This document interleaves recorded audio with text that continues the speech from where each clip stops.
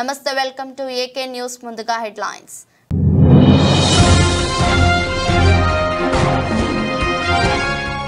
కమలా Harris కు మద్దతుగా Trump విరాళం, సెటైర్లు వేస్తున్న నెటిజన్లు.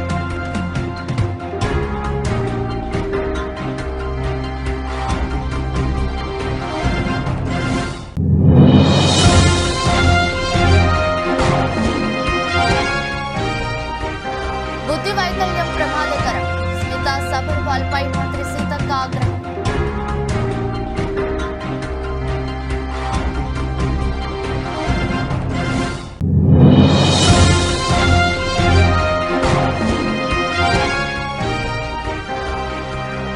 లోక్సభలో బడ్జెట్ ప్రవేశపెట్టిన నిర్మలమ్మ, బడ్జెట్ కు ఆమోదం తెలిపిన కేంద్ర కేబినెట్.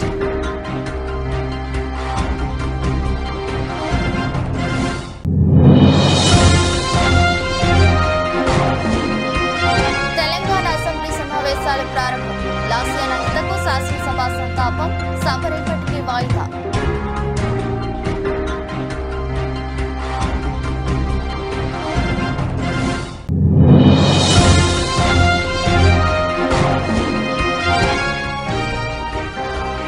గోదావరి ప్రభుత్వం, భద్రాచలం నుంచి నిలిచిన రాకపోకలు.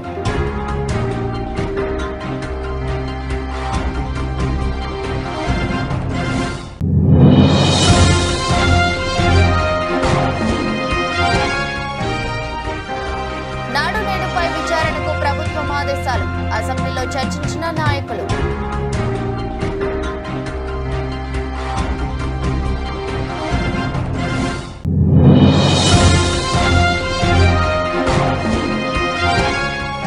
ఐపీఎల్ కు రీఎంట్రీ ఇవ్వనున్న రాహుల్ ద్రావిడ్, మెంటర్ పాత్ర పోషించేందుకు రెడీ అవుతున్న ద్రావిడ్.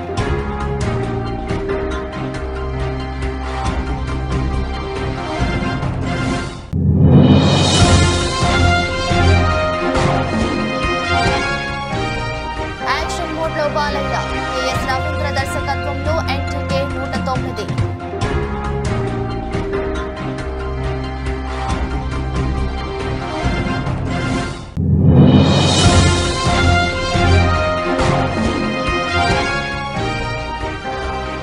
ఫోన్ నెంబర్ అవసరం లేకుండా త్వరలో వాట్సాప్ చాటింగ్, టెస్టింగ్ లో ఉన్న న్యూ ఫీచర్.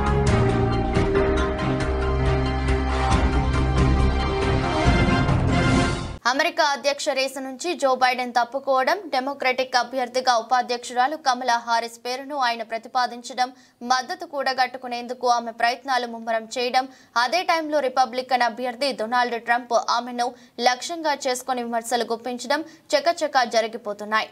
అయితే ఈలోపు సోషల్ మీడియాలో ఓ ఆసక్తికర చర్చ తెర మీదకు వచ్చింది. బైడెన్ వైదొలిగిన తర్వాత హారిస్ ప్రచారం బృందం 24 గంటల్లో $81 మిలియన్ విరాళాలను సేకరించింది. దీంట్లో 60% తొలిసారి దాతల నుంచి వచ్చినవే కావడం గమనార్హం.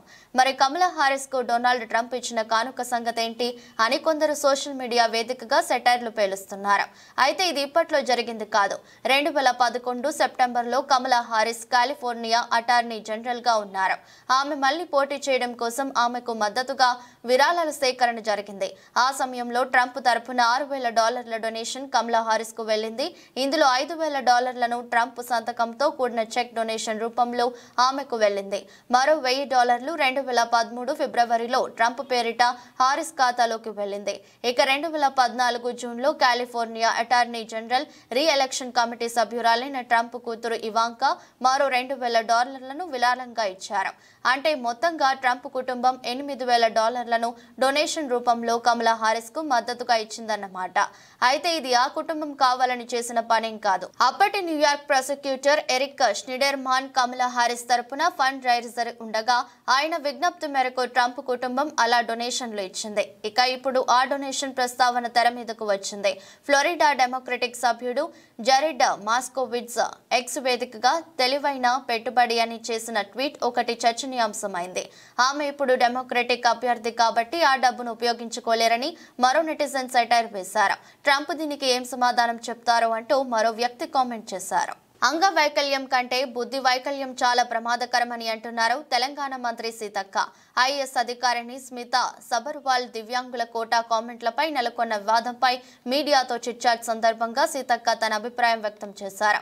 అంగవైకల్యం కంటే బుద్ధి వైకల్యం ప్రమాదకరం, అంత అవగాహన ఉందని మాట్లాడే వాళ్ళు ఇతరుల అభిప్రాయాలు గుర్తించకపోవడం కరెక్ట్ కాదు.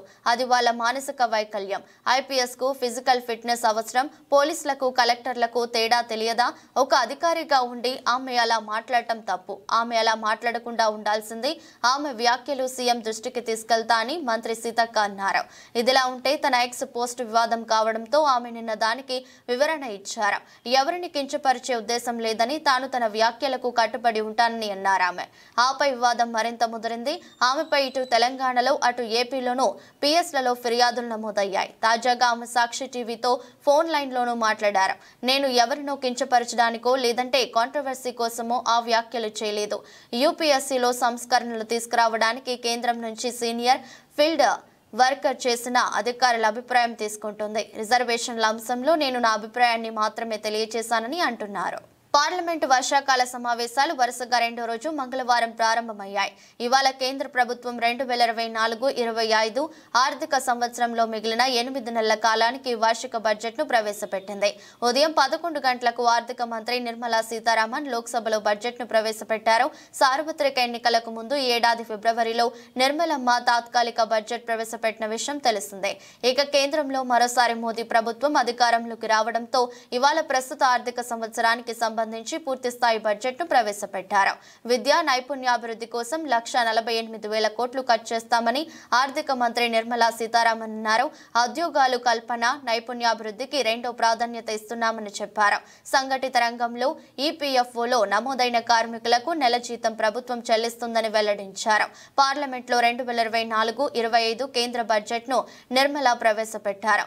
9 ప్రధాన అంశాల కారణంగా ఈ బడ్జెట్ తయారైంది. వ్యవసాయంలో ఉత్పాదకత పెంపు, స్వయం సమృద్ధి సాధించడం ప్రధానమని చెప్పారు. వాతావరణ మార్పులకు అనుగుణంగా 9 నూతన వంగడాలు అందుబాటులోకి తీసుకొస్తామని తెలిపారు. ఏపీ రాజధాని అమరావతి అభివృద్ధికి 1,000 కోట్ల ఆర్థిక సాయం ప్రకటించారు. ఏకంగా 15,000 కోట్లు ఆర్థిక సాయం ఇవ్వనున్నట్లు తన బడ్జెట్ ప్రసంగంలో విత్త మంత్రి వెల్లడించారు. అవసరాన్ని బట్టి భవిష్యత్తులో మరిన్ని అదనపు నిధులు అందజేస్తామని తెలిపారు. అదేవిధంగా ఏపీ ప్రజల కలల ప్రాజెక్ట్ అయిన పోలవరం పూర్తి చేయడానికి కూడా అన్ని విధాల సాయం చేస్తామని ఆర్థిక మంత్రి స్పష్టం చేశారు. హైదరాబాద్ బెంగళూరు పారిశ్రామిక కారిడార్ అభివృద్ధికి ప్రత్యేక నిధులు ఇవ్వనున్నట్లు పేర్కొన్నారు. గృహ నిర్మాణానికి 2.2 లక్షల కోట్లు కేటాయించారు. వచ్చే 5 ఏళ్లలో అర్బన్ హౌసింగ్ కోసం ఈ మొత్తాన్ని ఖర్చు చేస్తామని తెలిపారు. ఇక గ్రామీణ అభివృద్ధికి 2.26 లక్షల కోట్లు కేటాయించారు. ముద్రా రుణాలను 10 లక్షల నుంచి 20 లక్షలకు పెంచారు. మౌలిక సదుపాయాల కల్పనకు బడ్జెట్లో మరోసారి పెద్దపీట వేశారు. ఇన్ఫ్రాస్ట్రక్చర్ కోసం బడ్జెట్లో 11.11 లక్షల కోట్లు కేటాయించారు. ఇది జీడీపీలో 3.4% సమానమని చెప్పారు. అదేవిధంగా చిన్న మధ్య తరహా పరిశ్రమల అభివృద్ధికి తాము ఆర్థిక సాయం చేస్తామని నిర్మలా సీతారామన్ తెలిపారు. ఎంఎస్ఎంఈ క్లస్టర్లు, నూతన సిడ్బీ బ్యాంక్ బ్రాంచీలు ఏర్పాటు చేస్తామని చెప్పారు. ఎగుమతుల సేవల కోసం ప్రత్యేక ప్లాట్ఫామ్ ఏర్పాటు చేయనున్నట్లు వెల్లడించారు. అదేవిధంగా 500 పెద్ద కంపెనీల్లో 1 కోటి మంది యువతకు ఉద్యోగాలను కల్పిస్తామని ప్రకటించారు. తెలంగాణ అసెంబ్లీ బడ్జెట్ సమావేశాలు ప్రారంభమయ్యాయి. కంటోన్మెంట్ బీఆర్ఎస్ ఎమ్మెల్యే లాస్య నందిత మృతి పట్ల శాసనసభ సంతాపం ప్రకటించింది. శాసనసభ ముగిసిన వెంటనే బీఎస్సీ సమావేశం జరగనుంది. ఈ సమావేశంలో అసెంబ్లీ నిర్వహణ తేదీలను ఖరారు చేయనున్నారు. 10 రోజుల పాటు సభను నిర్వహించాలని ప్రభుత్వం సూత్రప్రాయంగా నిర్ణయించినట్లు సమాచారం. సభ ఉదయం 11 గంటలకు ప్రారంభం కాగా లాస్య నందిత మృతి పట్ల సీఎం రేవంత్ రెడ్డి సంతాప తీర్మానం ప్రవేశపెట్టారు. ఈ సందర్భంగా లాస్య నందిత సేవలను, ఆమె తండ్రి సాయన్న సేవలను రేవంత్ రెడ్డి గుర్తు చేసుకున్నారు. అనంతరం శాసనసభ వ్యవహారాల మంత్రి శ్రీధర్ బాబు, రవాణా శాఖ మంత్రి పొన్నం ప్రభాకర్, ఎమ్మెల్యేలు కేటీఆర్, తలసాని శ్రీనివాస్ యాదవ్, సునీత లక్ష్మారెడ్డి, ముఠా గోపాల్, రాజశేఖర్ రెడ్డి, కేపీ వివేకానంద్ గౌడ్, కూనంనేని సాంబశివరావు, ఏలేటి మహేశ్వర్ రెడ్డి, పాయల్ శంకర్, మక్కాన్ సింగ్, రాజ్ ఠాకూర్, శ్రీ గణేష్ లాస్య నందిత మృతి పట్ల సంతాపం ప్రకటిస్తూ సీఎం రేవంత్ రెడ్డి తీర్మానాన్ని బలపరిచారు. అధ్యక్ష,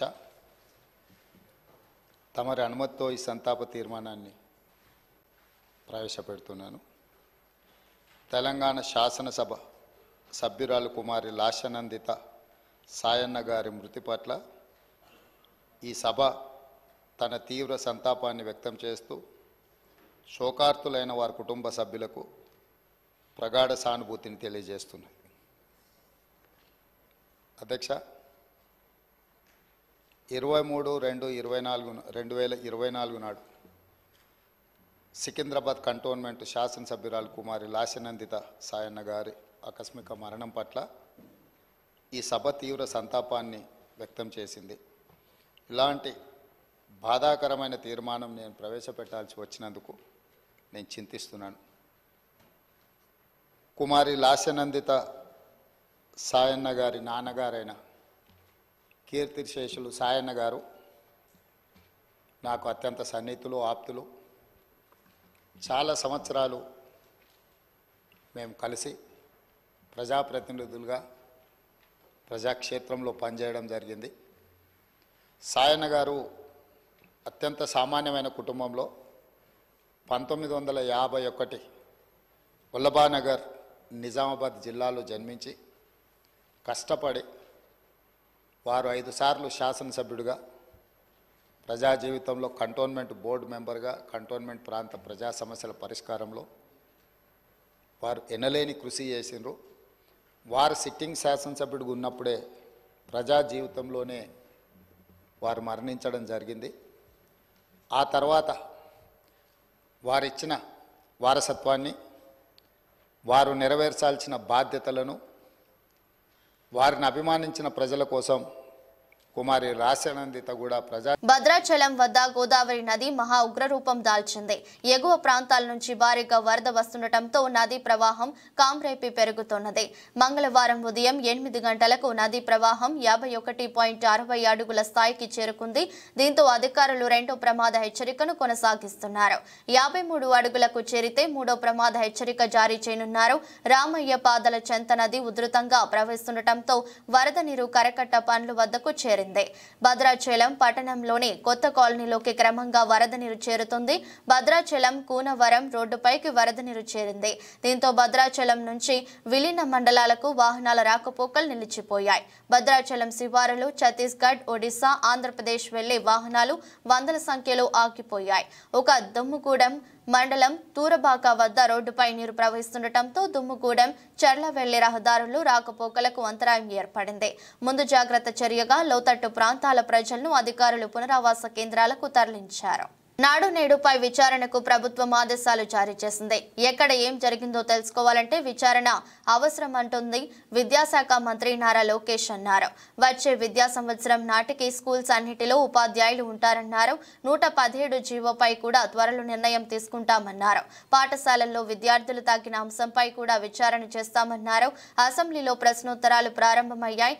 నాడు నేడు కార్యక్రమంలో పాఠశాలల ఆధునీకరణపై తాడికొండ ఎమ్మెల్యే తెనాలి శ్రవణ్ కుమార్ ప్రశ్న అడిగారు. అనేక పాఠశాలల్లో నాసిరకం పనులు చేశారని, అనేక పనుల్లో అవకతవకలు జరిగాయని బహిరంగంగానే చెప్పారన్నారు.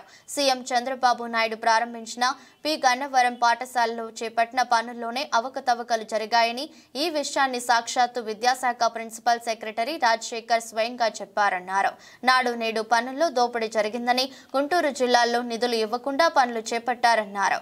సరైన ప్లే గ్రౌండ్స్ స్కూల్లో లేవని, ఉన్న పిల్లలకి సరైన సౌకర్యాలు లేవని ఉండి ఎమ్మెల్యే రఘురామకృష్ణంరాజు తెలిపారు. ప్రజలే ప్రాంగణాన్ని శుభ్రం చేస్తున్నారన్నారు. డిప్యూటీ సీఎం పవన్ కళ్యాణ్ తో టి లోకేష్ తో అరకు కాఫీ తాగితే కూడా కొంతమంది పాఠశాలలకు నిధులు వస్తాయంటున్నారని, వెంటనే ఆ కార్యక్రమం చేపట్టాలన్నారు. నాడు నేడు పథకంలో పాఠశాలల్లో పనులు చేయకుండా బిల్లులు డ్రా చేశారని ధూళిపాల నరేంద్ర అన్నారు. దీనిపై సమగ్ర విచారణ చేయాలన్నారు. పేద పిల్లలు చదువుకునే స్కూళ్లలో పనుల్లో కూడా కక్కుర్తికి పాల్పడ్డారని ఏలూరి సాంబశివరావు అన్నారు. దీనిపై నారా లోకేష్ మాట్లాడుతూ నాడు నేడుపై విచారణకు ప్రభుత్వం ఆదేశాలు జారీ చేసిందని, ఎక్కడ ఏం జరిగిందో తెలుసుకోవాలంటే విచారణ చేయాల్సిన అవసరం ఉందన్నారు. వచ్చే విద్యా సంవత్సరం నాటికి పాఠశాలలన్నిటిలో ఉపాధ్యాయులు ఉంటారని నారా లోకేష్ పేర్కొన్నారు. మొదటి ప్రశ్నకి సమాధానం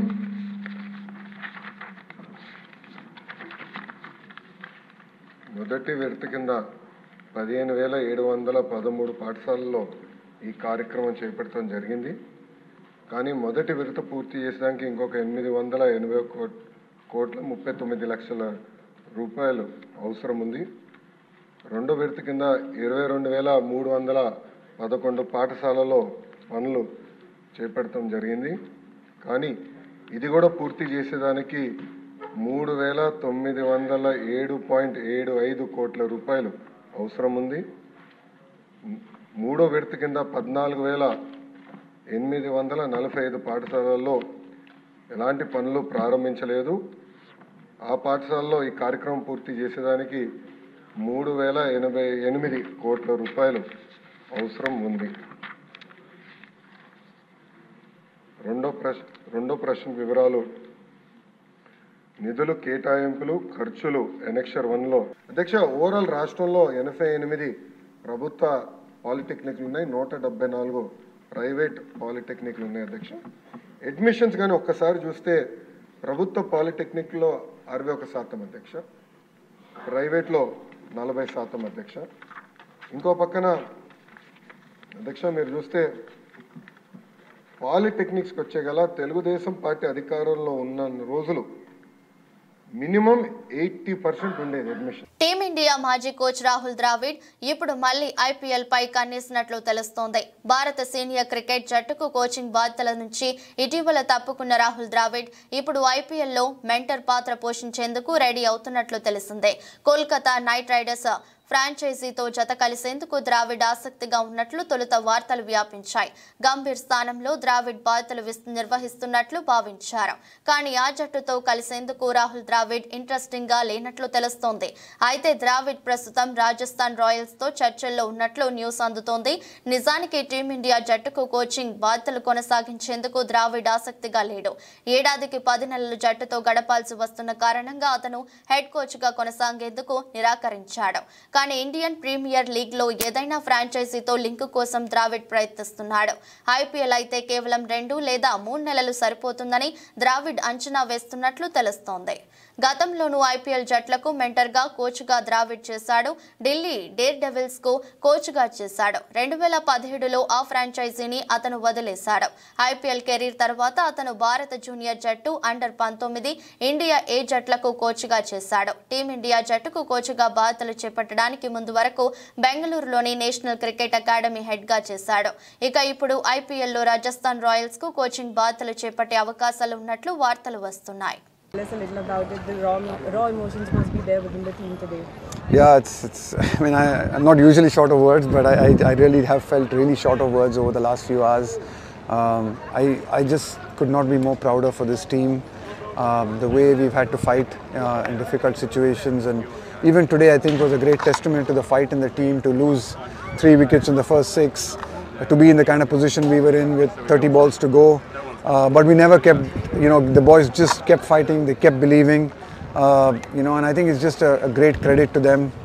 And, as a part of the coaching staff and as a member of the coaching staff, I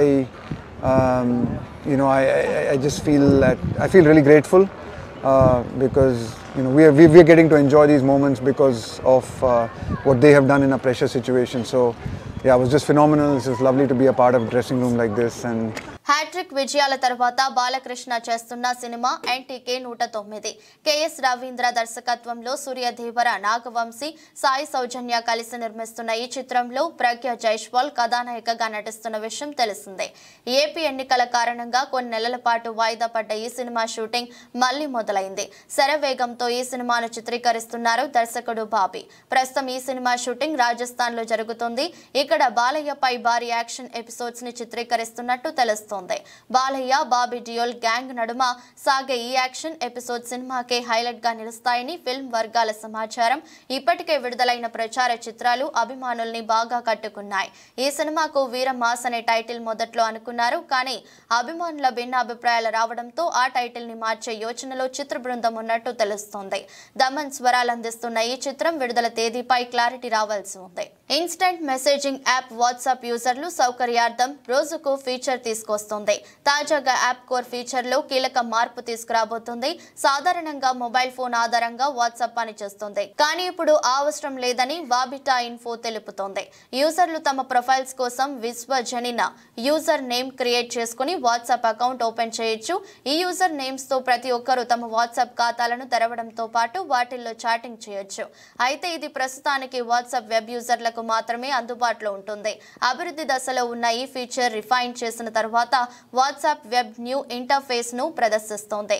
phone number share చేసుకోకుండానే ఆన్లైన్లో యూజర్లు అనేబుల్ చేసుకోవడానికి, ఇతరులతో కనెక్ట్ కావడంలో ప్రైవసీకి ప్రాధాన్యం కల్పిస్తారు. కొత్తగా క్రియేట్ చేసుకునే యూజర్ నేమ్ వల్ల ప్రైవసీకి అదనపు లేయర్ కానున్నది. అటువై మీ వ్యక్తిగత సమాచారానికి మరింత రక్షణ లభిస్తుందని చెప్తున్నారు. ప్రస్తుతం అభివృద్ధి దశలో ఉన్న ఈ ఫీచర్ త్వరలో యూజర్లకు అందుబాటులోకి రానుంది. మచిలీపట్నంలో విధులు నిర్వహించుకుని వస్తున్న మాజీ ఎమ్మెల్యే కొడాలి నాని, మాజీ పిఏ లక్ష్మోజీని గుర్తు తెలియని వ్యక్తులు రైల్వే స్టేషన్ వద్ద సిఎస్ఐ చర్చ్ రోడ్డులో దాడి చేశారు. తీవ్రంగా గాయాలు పాలైన లక్ష్మోజీని గుడివాడ ప్రభుత్వ ఏరియా ఆసుపత్రికి తరలించారు. మెరుగైన వైద్యం కోసం విజయవాడ తరలించారు. రంగారెడ్డి జిల్లా శంషాబాద్ మున్సిపాలిటీ పరిధిలోని సిద్ధాంతి బస్తీలో దారుణం చోటు చేసుకుంది. అన్యం పుణ్యం ఎరుగని 4 సంవత్సరాల చిన్నారిపై ఓ కామాంధుడు అత్యాచారం చేసేందుకు ఒడిగట్టాడు. సభ్య సమాజం సిగ్గుపడేలాంటి ఈ దారుణమైన ఘటనకు సంబంధించిన స్థానికులు తెలిపిన వివరాల ప్రకారం మహబూబ్ నగర్ ప్రాంతానికి చెందిన ఆంజనేయులు అనే యువకుడు కొంతకాలం క్రితం బ్రతుకు తెరువు కోసం శంషాబాద్ వచ్చాడు. సిద్ధాంతి బస్తీలోని ఓ ఇంట్లో అద్దెకు ఉంటూ సెక్యూరిటీ గార్డుగా ఉద్యోగం చేస్తున్నాడు. అయితే ఇతడు ఉంటున్న భవనంలోనే చిన్నారి తల్లిదండ్రులు అద్దెకు ఉంటున్నారు. చిన్నారి తల్లిదండ్రులు లేని సమయం చూసిన కామాంధుడు చిన్నారికి మాయమాటలు చెప్పి తాను ఉంటున్న గదిలోకి తీసుకెళ్లాడు. అన్యం పుణ్యం ఎరుగని చిన్నారిపై అత్యాచారం చేసేందుకు ప్రయత్నించాడు. దీంతో చిన్నారి అరుపులు కేకలు వేయడంతో భయపడి బయటకు పరుగులు తీశాడు నిందితుడు. చుట్టుపక్కల వాళ్ళు వచ్చి చూసేసరికి చిన్నారి ఎక్కి ఎక్కి ఏడుస్తూ ఏం జరిగిందో చెప్పడం కూడా రాక దిక్కులు చూస్తూ ఉండిపోయింది. గమనించిన స్థానికులు నిందితుడు ఆంజనేయులకు దేహశుద్ధి చేసి పోలీసులకు అప్పగించారు. సభ్య సమాజం సిగ్గుపడేలా ఘటన పునరావృతం కాకుండా నిందితుడికి కఠిన చర్యలు తీసుకోవాలని స్థానికులు పోలీసులను వేడుకుంటున్నారు. జాతీయ ప్రాజెక్టు పోలవరం నిర్మాణం పూర్తయితే భారతదేశంలోని 6 రాష్ట్రాలకు ప్రయోజనం చేకూరుతోంది. గత ప్రభుత్వ హయాంలో పోలవరం నిర్మాణ పనుల్లో తీవ్ర జాప్యం జరిగింది.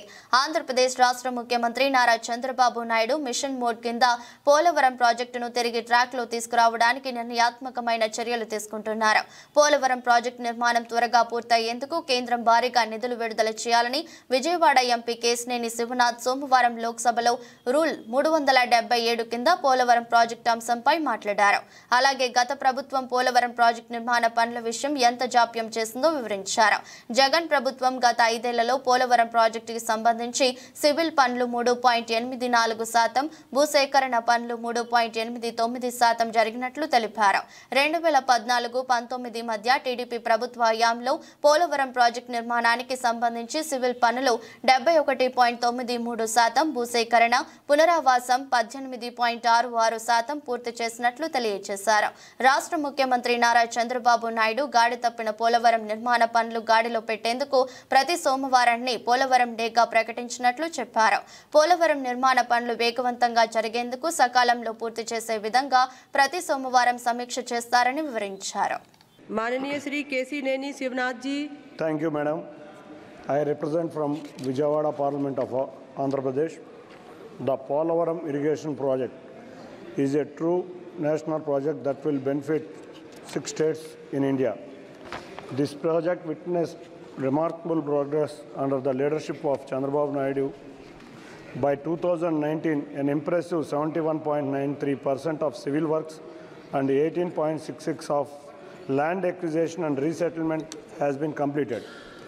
However, from 2019 until May 2024, during the tenure of previous government in Andhra Pradesh, only 3.84% of civil works and 3.89% of land acquisition tasks were accomplished.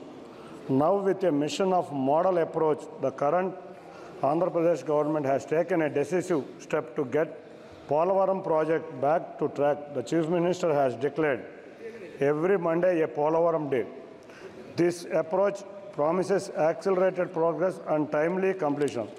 Thus, we earnestly urge. Medchal జిల్లా దమ్మైగూడ మున్సిపల్ కార్యాలయంలో ఏసీబీ దాడిలో 50,000 రూపాయలు లంచం తీసుకుంటుండగా రెడ్ హ్యాండెడ్ గా municipal commissioner రాజమల్లయ్యని పట్టుకున్నామని ACB అధికారులు తెలిపారు.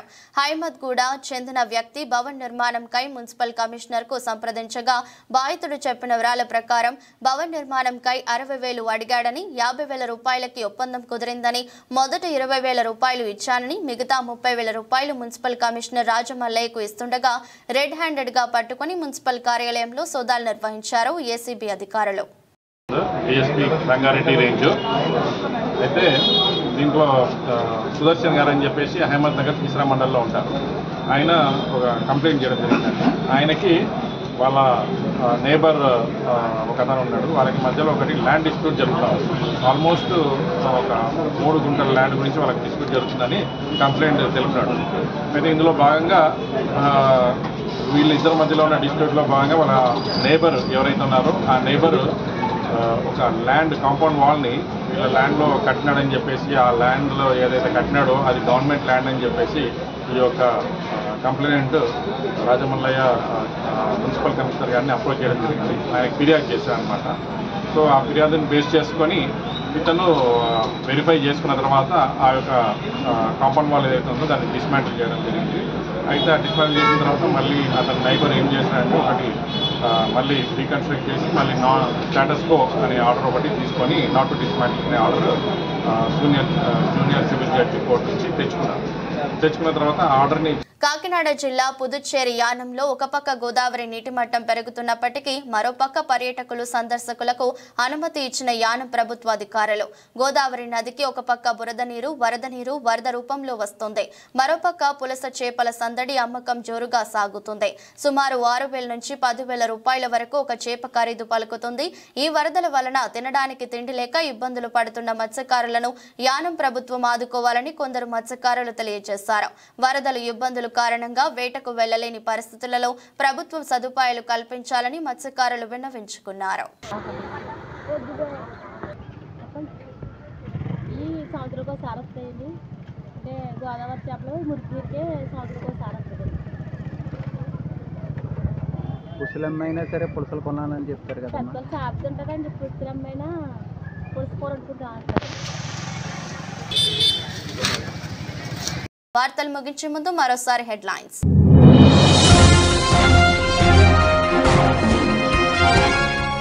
కమలా Harris కు మద్దతుగా ట్రంప్ వివరాలు సెటైర్లు వేస్తున్న నెటిజన్లు.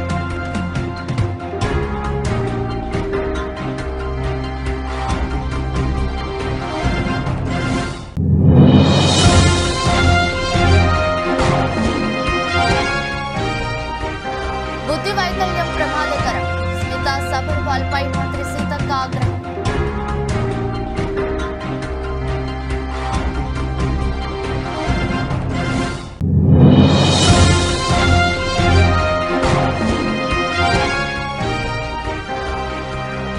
లోక్సభలో బడ్జెట్ ప్రవేశపెట్టిన నిర్మలమ్మ. బడ్జెట్ కు ఆమోదం తెలిపిన కేంద్ర కేబినెట్.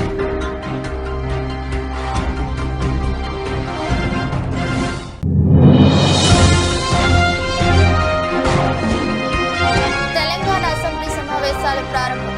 లాస్యానంతకు శాసనసభ సంతాపం. సభ రేపటికి వాయిదా.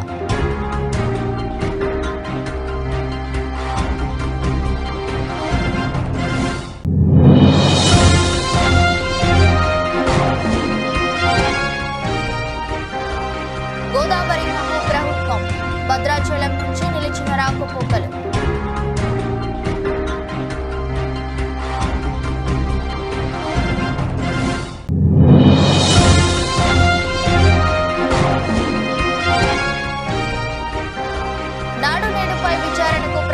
ఆదేశాలు. అసెంబ్లీలో చర్చించిన నాయకులు.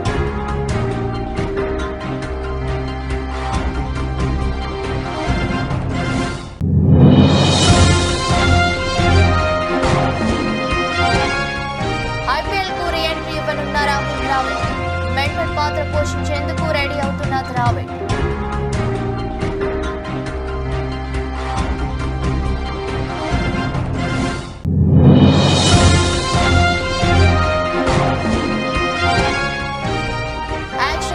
బాలయ్య కెఎస్ రవీంద్ర దర్శకత్వంలో ఎన్టీకే 109.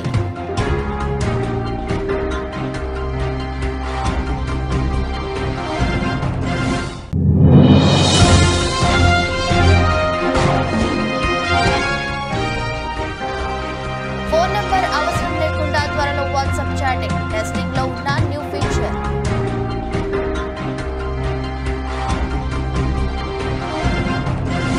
ఇది రోజు బులెటిన్. మరో బులెటిన్లో మళ్ళీ కలుద్దాం. అంతవరకు సెలవు. నమస్కారం.